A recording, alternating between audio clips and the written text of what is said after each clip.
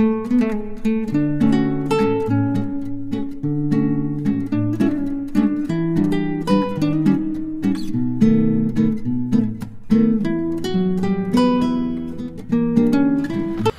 Hello guys, welcome back to my YouTube channel. और ये हमारे आमिर भाई ने आज हेलमेट पहना हुआ है। और अभी हम लोग आ चुके हैं, जो मेरा ये सीरीज़ है, ये सीरीज़ का नाम है finding me a new bike. और इसमें हम सारे बाइक्स देखेंगे जो मेरे बजट के अंदर है, जो 3 लाख to 4 लाख के बीच में आते हैं। सो ये रेंज में 3-4 बाइक्स आते हैं और उन बाइक्स में एक ब्रांड आता है जो आज हम जहाँ पे आएंगे। तो ये वाला है वो ब्रांड, ट्रायम्फ। और जैसे आप देख सकते हो ट्रायम्फ की बाइक्स यहाँ पे खड़ी है। सो मेरे साथ मेरे 2 पंटर लोग हैं, एक आमिर और एक बाबू मीन्स अनुज। तो अभी हम लोग अंदर जाते हैं और देखते हैं कि कौन सी बाइक ये बजट के बीच में आती है और कौन कौन से ब्रांड्स इसमें आते हैं। जितना मेरा नॉलेज है उसमें तो 3-4 बाइक्स आती है, और अभी और देखते हैं। आज हम लोग का काम ही वो है।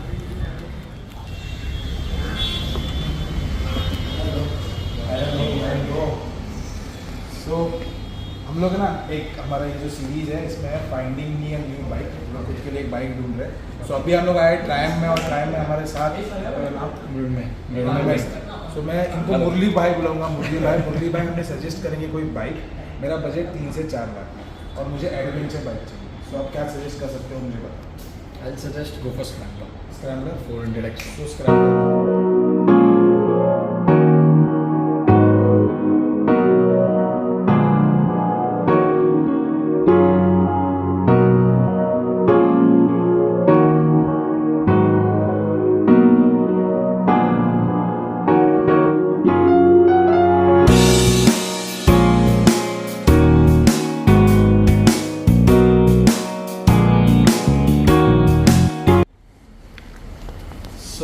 ये है वो बाइक जो अभी हमें मुरली बताएंगे कि कौन से वेरिएशन है, कौन से कलर्स है, क्या डिज़ाइन है, क्या इसका एलिमेंट है, और क्यों ये मेरी बाइक बन सकती है। मतलब मेरी नहीं, इन जनरल अगर कोई बाइक देख रहा है 3 से 4 लाख के बजट में, सो उसको भी ये सवाल पड़ते होंगे।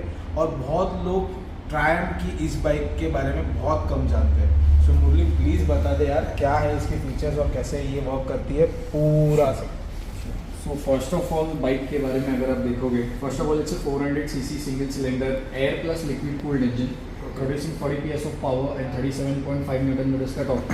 ओके, फर्स्ट ऑफ ऑल अगर आप देखोगे, स्क्रैम्बलर जो सेगमेंट है वो पर्टिकुलरली ट्रायम्फ ने लॉन्च किया है। स्क्रैम्बलर जो सेगमेंट है, ओके, 40 PS पावर मिलता है आपको। स्पेसिफिकेशंस वाइज अगर आप देखोगे तो you get electronic ride by wire system, you get engine immobiliser. So ये राइड बाय वायर का जो सिस्टम है ये थोड़ा आसान भाषा में समझिए। मतलब नॉर्मल बाइक्स में कैसे रहता है, if you see normal bikes में कि एक्सेलरेटर का केबल रहता है, राइट। एक सर्टेन किलोमीटर्स के बाद एक्सेलरेटर केबल में आपको एक प्ले मिलता है, ओके, वो एक लैग फील होता है। हाँ, वो हल्का हिलते रहता है। सेकंड थिंग क्या होता है, सपोज अगर आप लॉन्ग राइड्स पे वगैरह जाते हो, so in that case worst case scenarios में अगर बाइक का वो वायर टूट गया तो आपका गाड़ी जगह पे ब्रेक डाउन हो सकता है। You can ride the bike, right, बराबर। राइड बाय वायर में you get 2 sensors first of all, ठीक है। There are no accelerator cable, that's why you get that instant pickup whenever you want. Okay, cameraman please यहाँ पे आके ये जरा दिखाइए। ये थोड़ा बड़ा भी लग रहा है ना। Yes, normal. सो इसके अंदर सेंसर्स है। Yes, there are 2 sensors in it. So suppose अगर फर्स्ट सेंसर भी चले जाता है, so in that case second sensor में भी आप गाड़ी चला के लेके आ सकते हो। आप कहीं पे ऐसा ब्रेक डाउन नहीं होगा आपके पर बाइक। वो फिर ऑथराइज्ड सर्विस सेंटर में ही वो सेंसर चेंज होगा। ओके, नेक्स्ट फीचर्स के बारे में। Second thing you get engine immobiliser. So अपने 4 व्हीलर्स में या फिर प्रीमियम कैटेगरी बाइक्स में देखा रहेगा, जो आपका ओरिजिनल की रहता है, बाइक आपका उसी से चालू होगा। हाँ, बेसिकली ये जो की है आपका, उसमें एक चिप रहता है। तो वो चिप यहाँ से जैसे आप चाबी इंसर्ट करते हो, हाँ, ECM को सिग्नल भेजता है और आपका वो टाइम पे बाइक चालू। So you get engine immobiliser, then you get switchable traction control, switchable ABS। अच्छा, ये वेरिएंट में हमें स्विचेबल ट्रैक्शन कंट्रोल और स्विचेबल ABS दोनों मिलते हैं। यस, अगर आप हार्ड और ऑफ रोडिंग के लिए वगैरह जाते हो, एट दैट टाइम आप ABS एंड ट्रैक्शन कंट्रोल को ऑफ भी कर सकते हो। Okay, lights wise if you see, you get all LED lights का यूनिट, ओके। इंडिकेटर से लेके आपका मेन लाइट, आपका टेल लाइट्स वगैरह everything is LED, okay. So उसमें ज़्यादा पावर कंजम्पशन नहीं मिलता है। और जो मेरा एक ऐसा ध्यान जा रहा है कि ये पूरी वन पीस लग रही है, मतलब जैसे बाकी बाइक्स का अगर देखें थिंग अगर आप देखोगे फ्रंट में यू गेट प्रॉपर 150 mm का सस्पेंशन ट्रैवल और you get upside down forks, inverted forks. So अगर आप हाईवे पे भी हो 120 130 पे क्रूज कर रहे हो तो भी वो स्टेबिलिटी मिलता है आपको आराम से। अगर आप एकदम बड़े पॉट होल में भी जाते हो तो भी वो शॉक आराम से रजिस्ट कर देता है। सेकेंड थिंग, ये जो अपसाइड डाउन है that is 5 step adjustable. Okay, so आप अपने अकॉर्डिंगली उसको एडजस्ट भी कर सकते हैं। रेयर में if you see you get gas main shock which is 10 step adjustable. Okay, so right now it's on step 7। Basically वो राइडर विद पिलियन वाला सेटिंग रहता है। तो इसका कैसा है, मतलब स्टीफ है, ये सॉफ्ट है? Rider with pillion, normal minimise bounciness yes. अगर आपको हार्डकोर ऑफ रोडिंग करना है सो दैट टाइम पूरा 10 स्टेप पे आप ला सकते हो। ओके, अगर आपको स्टेप करना है तो आप 2 या 3 सेकंड्स पे उसको लेके जा सकते हो। ओके। सेकेंड थिंग, बाइक के साथ इफ यू सी पूरा एज इट इज आपको बाइक मिलता है। एक्सेसरीज वाइज देखोगे तो यू गेट हेडलाइट ग्रिल। तो मतलब एक्सेसरीज इसके प्राइस में इंक्लूडेड है? Yes sir. यार ये बात सही है यार, प्राइस में इंक्लूड आ रहा है तो बहुत ही अच्छी चीज़ है। So बता दो क्या क्या एक्सेसरीज आ रहा है? Headlight grill, okay, your chin protector, your knuckle guards, then comes your knee pads. जैसे आप साइकिलिंग करते हो तो you get your knee pads, leg guard, radiator grill. नीचे में you get aluminium sumper. Normal speeds में if you see you get fiber वाला guard, whereas इसमें you get aluminium sumper. Okay, Rear में you get sarin. Plus bike के साथ you get 2 extra lock sets. So basically अगर suppose कोई ना कोई वो लॉक सेट वगैरह तोड़ देता है तो इन दैट केस अलग से लॉक सेट्स आपको परचेस करने का जरूरत नहीं है। कंपनी की एंड से यू गेट 2 लॉक सेट्स। मतलब बहुत आजकल लोग कीड़े करते तो उसका प्रॉब्लम सॉल्व हो गया। यस, यहाँ पे यू गेट 12 वोल्ट का चार्जिंग सॉकेट हो गया and this is type C charging socket. Okay, okay, so आप फोन एक्सेसरीज आप यहाँ से चार्ज कर सकते हैं। ओके। यस, और इसके जो इसका इंस्ट्रूमेंट क्लस्टर है Yes. ये बहुत प्यारा लग रहा है। बट इसकी टॉप स्पीड क्या है, मतलब अगर हम देखते हैं कि अगर एक सर्टन, क्योंकि मैं अभी जैसे हम लोग वो करना गए थे Okay. तो एक स्पीड का क्रेविंग होते रहता है ना हमें, वो क्रेव हो रहा है। सो इसका जो इंस्ट्रूमेंट क्लस्टर है वो बहुत ही मतलब एक सिंपल डिसेंट मिनिमलिस्टिक है, और उसी के साथ साथ इसकी टॉप स्पीड भी मुझे देखनी है क्या है। सो ऑन करते हैं। Okay, okay. So starting for top speed, अगर आप टॉप स्पीड के बारे में देखोगे तो बीइंग एन ऑफ रोडर इसमें जो फ्रंट टायर है that is 19 inches. Okay, 19 inches का ट्यूबलेस टायर मिलता है आपको and this is your tread block pattern for all terrain conditions. Okay, whereas rear में if you see you get 17 inches का tubeless tyre. So क्या होता है नॉर्मल बाइक्स में इफ यू सी 120 130 पे आपको वो हैंडल बार पे बजीनेस मिलता है, वाइब्रेशंस फील होता है। इसमें वो नहीं है। ओके, सो एज एन मैंने जब मैं खुद गया था मानसीर राइड पे 450 किलोमीटर्स का राइड था, हाँ। तो एट दैट टाइम मैंने 155 160 से आराम से यूज़ किया। पानशेत की राइड हो रही है हमारी एक्सप्लोरी 5 की 28 तारीख को। ये ब्लॉग शायद से 4 दिन पहले आ जाएगा। सो 28 29 पानशेत की राइड हो रही है। ये कोई स्पॉन्सर नहीं है, इन्होंने जस्ट बोला और मेरे को याद आया कि एक्सप्लोरी 5 की राइड है। सो एक्सप्लोरी 5 का बैनर है आपको यहाँ पे दिख रहा होगा, तो एनरोल कर लो और राइड पे आ जाओ। सो भाई स्टार्ट करो। सो वही, सो मतलब मैं जब भी था 155 158 पे मेरे को वो मैं आराम से चला रहा था। उसमें मेरे को हैंडल बार्स पे कोई बजीनेस वाइब्रेशंस वगैरह फील नहीं हो रहा। उसका अगर आप मेन रीज़न देखोगे तो you get your vibration dampener. Normal एक रबर रहता है जिसके वजह से वो हैंडल बार्स पे आपको वाइब्रेशंस फील नहीं होता। जो मेरे टाइगर सीरीज़ में आता है वो सेम आपको स्क्रैम्बलर सीरीज़ में भी मिल जाता है। सही है फिर। तो मतलब इसकी टॉप स्पीड कितनी है? 160 170?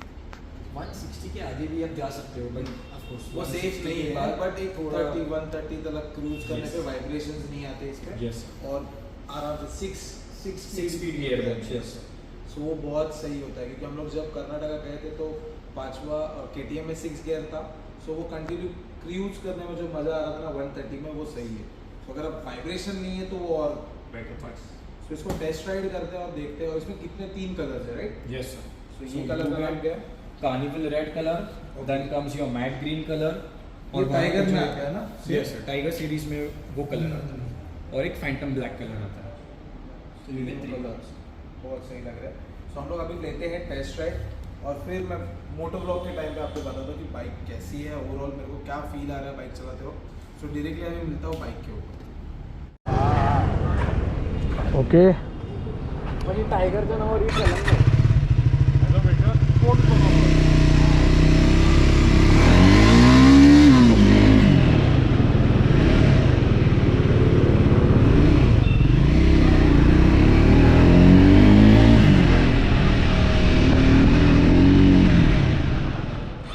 सो ये है मेरा अभी टेक 2. मैंने अभी जैसे बाइक निकाली आगे गया और गोप्रो बंद हो गया. और अभी ऐसा हो गया है ना कि यार अभी गोप्रो चार्ज करने तक मैं रुका, टाइगर 660 चला ली और अभी फिर से आ गया हूँ स्क्रैम्बलर पे. सो स्क्रैम्बलर ओवरऑल अभी जैसे मैंने पहले शॉट पे आप देखो तो बहुत क्विकली निकल गया था. सो इसका इंस्टेंट पिकअप ऑसम है. दूसरा बात, ये बहुत लाइट वेट है, मतलब बहुत नहीं बोल सकता पर अगर मैं रुका हूँ तो मुझे वेट फील होता है.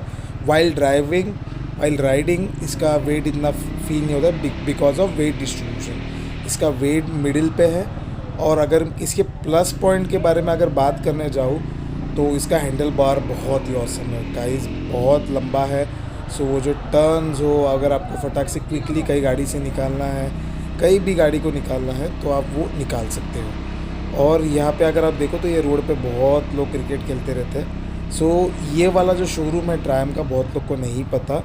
ये अभी हमारे यहाँ पे अगर कोई Bombay side, Dadar side, Mahim side भी रह रहा है. सो ये लाबा में स्टार्ट हुआ है, बलाड पियर में. सो इसके डिस्क्रिप्शन में एक्चुअली मेरा ना क्या हो रहा है पता, एक्साइटमेंट बहुत है अभी. सो इसका एड्रेस मैं डिस्क्रिप्शन में दे दूँगा. सेकेंड थिंग जो मुझे इस बाइक के बारे में अभी पता चला, जैसे हम लोग बहुत लोग सोचते ही है कि ट्रायम्फ है तो थोड़ी एक्सपेंसिव बाइक होगी, पर प्राइसिंग वाइज अगर बात करूँ तो एक अच्छे बजट में, मेरे प्रॉपर अगर मैं जो बजट दिमाग में रख रहा हूँ उस बजट में तो ये बैठ ही रही है. पर अगर इसका बेस्ट पार्ट मैं कहूँ, इसका सर्विस इंटरवल, क्योंकि बाइक तो आप ले लोगे यार, बाइक लेने के बाद उसको मेंटेन करना सबसे बड़ी बात होती है. उसका सर्विस कितने टाइम में होगा, कैसे होगा. सो इसका सबसे बड़ा प्लस पॉइंट मुझे लगा इसका सर्विस इंटरवल है 1 ईयर और एल्स 16,000 किलोमीटर्स. सो 16,000 किलोमीटर में आपको सर्विस करनी है. और मुझे जो प्राइसिंग पता चली कि मेरे एक फ्रेंड के पास भी है, उसका हो गया है 16,000. सो लगभग 3,500 उसको 1 ईयर में कॉस्ट है. So 3,500 is nothing for whole 1 year. अगर मैं इसके पहले अगर देखूँ तो मेरे पास हिमालयन थी तो मुझे 4 सर्विस तो करनी पड़ती थी 1 ईयर में. सो ओवरऑल बाइक सही है. इसका शाफ्ट बड़ा है तो मैं 4th गियर पे भी अगर रहूँ और मैं सर्टन स्पीड पे चला सकता हूँ. सो एक बार अभी इसको पार्क करते हैं, अंदर जाते हैं और प्रॉपर इसके बारे में बात करेंगे, क्योंकि आगे और भी बाइक्स ढूंढनी है. इन सर्च चालू ही है मेरा. सो चलो बाइक लगाता हूँ और अंदर जाता हूँ. और इस सीरीज़ का नाम मैं बहुत कंफ्यूज हूँ, तो finding me a new bike ही है. सो चलो अंदर जाता हूँ. सो अभी प्रॉपर टेस्ट राइड करके हम रिटर्न आ चुके हैं ट्रायम्फ 400 स्क्रैम्बलर 400X का. और मेरा जो एक्सपीरियंस था वो तो मैंने मोटो ब्लॉग में कहा, की पॉइंटर्स आपको सारे का है. बाइक बहुत ही ऑसम है, बट सिर्फ एक बाइक के बेसिस पे मुझे जज नहीं करना है, कि फाइंडिंग माई बाइक सीरीज़ के नेक्स्ट में हम लोग कहाँ जा रहे हैं वो अब तक आप कमेंट बॉक्स में डाल दो कि कौन से शोरूम में जा रहे हैं. बट मोस्ट प्रोबेबली 3-4 बाइक्स हमने फाइनल की है. सो उनमें होगा बैटल, और तब तक के लिए तो ये बेस्ट लगी है. सो मैं इतना ही कहूँगा, ये सीरीज़ को बहुत सारा प्यार दो, क्योंकि अगर आप सच्ची में 3 लाख to 4 लाख के बीच में कोई बाइक सोच रहे हो तो ये वीडियो बहुत आपको हेल्प करेगा. मेरे लिए तो मैं बाइक ढूंढ ही रहा हूँ, आप भी अगर आपकी पसंदीदा बाइक ढूंढ रहे हो इस कैटेगरी में तो बेटर हो जाएगा. सो मैं इतना ही कहूँगा, लाइक करो, शेयर करो, सब्सक्राइब करो मेरे यूट्यूब चैनल ब्लॉग इंसान को. और तब तक के लिए टेक केयर, सायोनारा. मिलेंगे अगले ब्लॉग में दोबारा.